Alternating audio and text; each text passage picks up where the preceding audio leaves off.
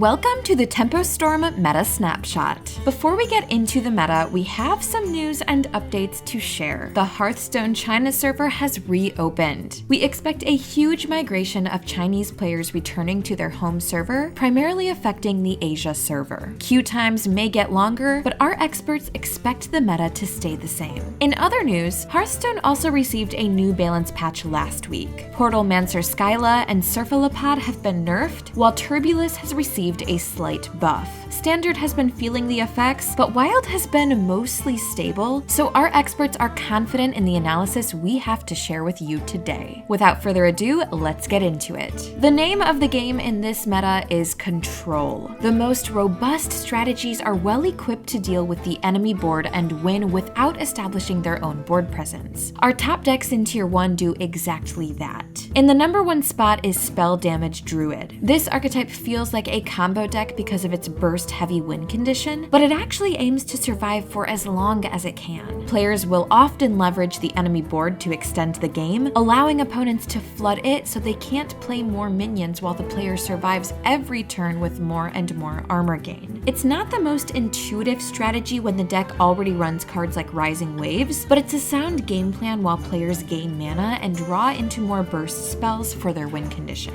After Spell Damage Druid is Lifesteal Demon Hunter, considered by top Legend players as one of the most well-rounded decks in the format. Its defensive tools double as an offensive win condition against value-centric decks, giving it immense flexibility between matchups. Finally, there's Hostage Mage. This deck only needs one of its many stall spells to start locking opponents out. It's capable of repeating stall effects over and over for however long the game requires, eventually finishing the game with an infinite Ramath combo. Repeated casts of Light Show is the finisher of choice, but infinite copies of Ice Block are often enough on their own. Further down in Tier 1 are where you'll find other strategies. The Wild format's strongest aggro decks, Pirate Demon Hunter and Aggro Priest, are located here. Both heavily rely on Treasure Distributor as a crutch for the aggressive pirate shells in each deck. Aggressive strategies without Treasure Distributor are non-existent. We investigated rumors of classic Wild decks like Secret Mage and even Shaman returning to the meta, but neither performed well enough to warrant placement on this meta snapshot once put to the test. Finally, one more exception in Tier 1 bucks the trend in this meta,